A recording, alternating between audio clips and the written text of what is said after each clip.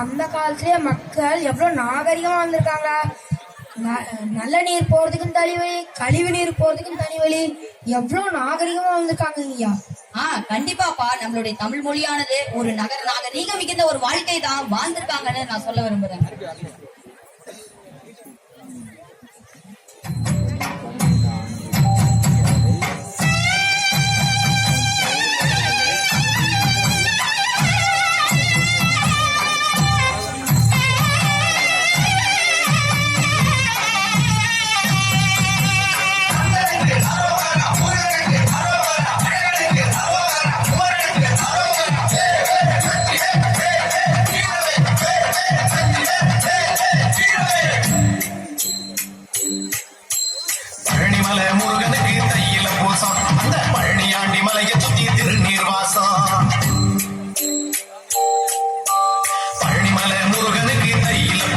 அந்த பழனியாண்டி மலையை சுத்தி திருநீர்வாசம்.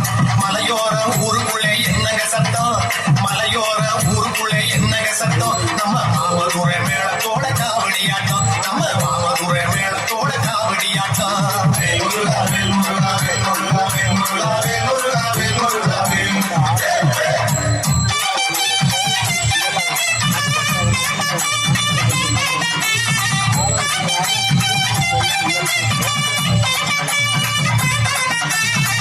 மயில் வேலனுக்கு காவடியாட்டம், அங்கே பக்தியிலே உருகுதையா மார்முட கூட்டம். அங்கமெல்லாம் அழகு குத்தி ஆடுது ஆட்டம், அங்கமெல்லாம் அழகு குத்தி ஆடுது ஆட்டம். சும்மா அங்கு மிக்கும் பொலிக்கிறையா அரகர கோஷம், சும்மா அங்கு மிக்கும் பொலிக்கிறையா அரகர கோஷம். காவடியா காவடியா காவடியாட்டம், நம்ம கந்த குரு சாமிக்கு தான் காவடியாட்டம். ஏற்புடிச்சு பாடுபடும் பாமர கூட்டம், ஏற்புடிச்சு பாடுபடும் பாமர கூட்டம். இப்போ வேல் குடிச்சு ஆடுதையா தெருவிளையாட்டம், இப்போ வேல் குடிச்சு ஆடுதையா தெருவிளையாட்டம்.